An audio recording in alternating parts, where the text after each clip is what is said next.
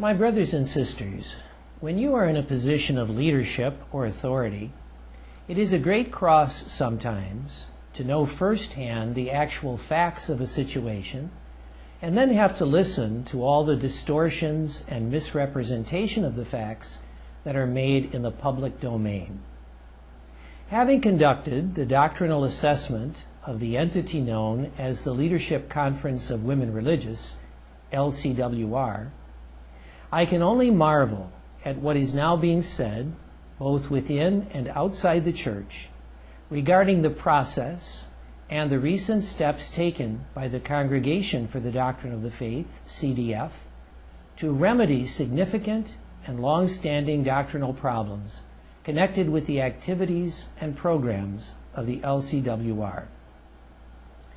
The biggest distortion of all is the claim that the CDF and the bishops are attacking or criticizing the life and work of our Catholic sisters in the United States.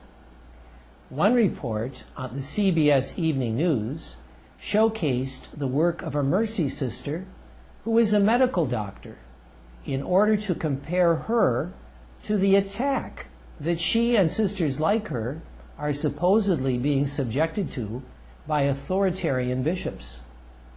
The report concludes with a statement that the bishops impose the rules of the church, but the sisters carry on the work of the church. Unless the sister in question is espousing and or promoting positions contrary to Catholic teaching, and there was no reason given to think that she is, then the Holy See's doctrinal concerns are not directed at her or at the thousands of religious sisters in our country like her, to whom we all owe a debt of gratitude for all that they do in witness to the gospel. What the CDF is concerned about, as I indicated, is the particular organization known as the LCWR. Its function, responsibilities, and statutes were all originally approved by the Holy See, to which it remains accountable. While it is true that the member communities of the LCWR represent most of the religious sisters in the United States, that does not mean that criticism of the LCWR is aimed at all the member religious communities, much less all sisters. The word investigation is often used to describe the work that I carried out on behalf of the CDF. Investigation suggests an attempt to uncover things that might not be known. In reality, what the CDF commissioned was a doctrinal assessment, an appraisal of materials which are readily available to anyone who cares to read them on the LCWR website and in other LCWR published resources. The assessment was carried out in dialogue with the LCWR leadership, both in writing and face-to-face, over several months. The fundamental question posed to the LCWR leadership as part of the assessment was simply this: what are the church's pastors to make of the fact that the LCWR constantly provides a one-sided platform without challenge or any opposing view to speakers who take a negative and critical position vis-a-vis church doctrine and discipline and the church's teaching office? Let me cite just a few of the causes for concern.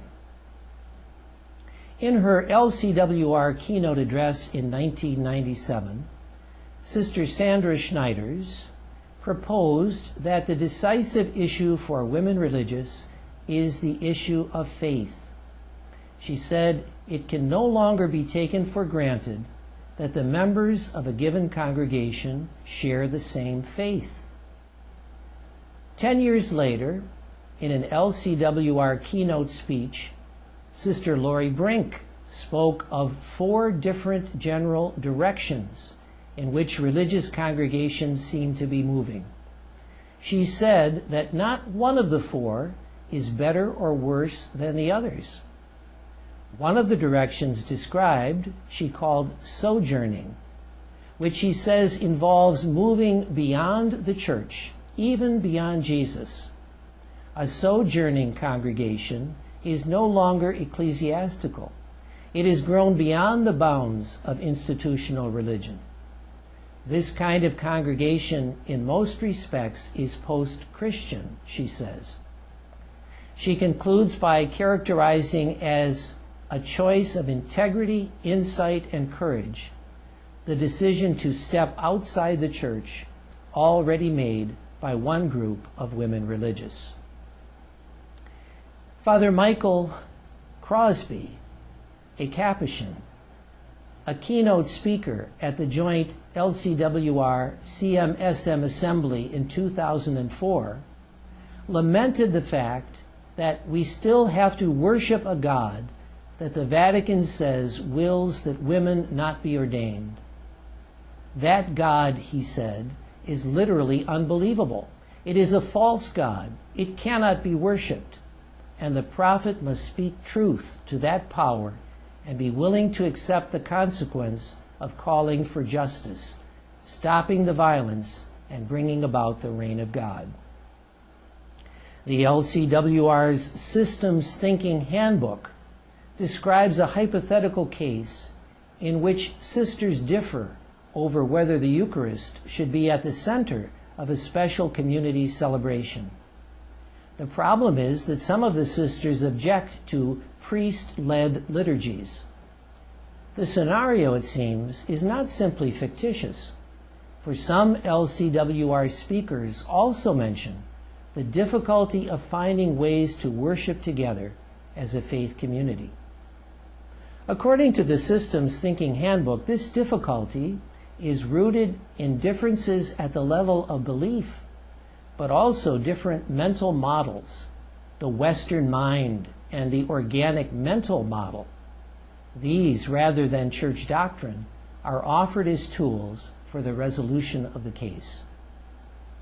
LCWR speakers also explore themes like global spirituality, the new cosmology, earth justice, and ecofeminism in ways that are frequently ambiguous, dubious, or even erroneous with respect to Christian faith. And while the LCWR upholds Catholic social teaching in some areas, it is notably silent when it comes to two of the major moral challenges of our time: the right to life of the unborn and the God-given meaning of marriage between one man and one woman. Are these examples indicative of the thinking of all religious sisters in the United States whose communities are members of the LCWR? Certainly not. Serious questions of faith undoubtedly arise among some women religious, as the LCWR maintains. However, is it the role of a pontifically recognized leadership group to criticize and undermine faith in church teaching by what is said and unsaid, or rather to work to create greater understanding and acceptance of what the church believes and teaches? Those who do not hold the teachings of the Catholic Church, or Catholics who dissent from those teachings, are quick to attack the CDF and bishops for taking the LCWR to task. However, a person who holds the reasonable view that a Catholic is someone who subscribes to the teachings of the Catholic Church will recognize that the Catholic bishops have a legitimate cause for doctrinal concern about the activities of the LCWR, as evidenced by a number of its speakers and some of its resource documents. A key question posed by the doctrinal assessment had to do with moving forward in a positive way. Would the LCWR at least acknowledge the CDF's doctrinal concerns and be willing to take steps to remedy the situation? The response thus far is exemplified by the LCWR leadership's choice of a New Age futurist to address its 2012 assembly, and their decision to give an award this year to Sister Sandra Schneiders, who has expressed the view that the hierarchical structure of the Church represents an institutionalized form of patriarchal domination that cannot be reconciled with the gospel. This situation is now a source of controversy and misunderstanding, as well as misrepresentation. I am confident, however, that if the serious concerns of the CDF are accurately presented and discussed among all the sisters of our country, there will indeed be an opening to a new and positive relationship between women religious and the Church's pastors in doctrinal matters, as there already is in so many other areas where mutual respect and cooperation abound.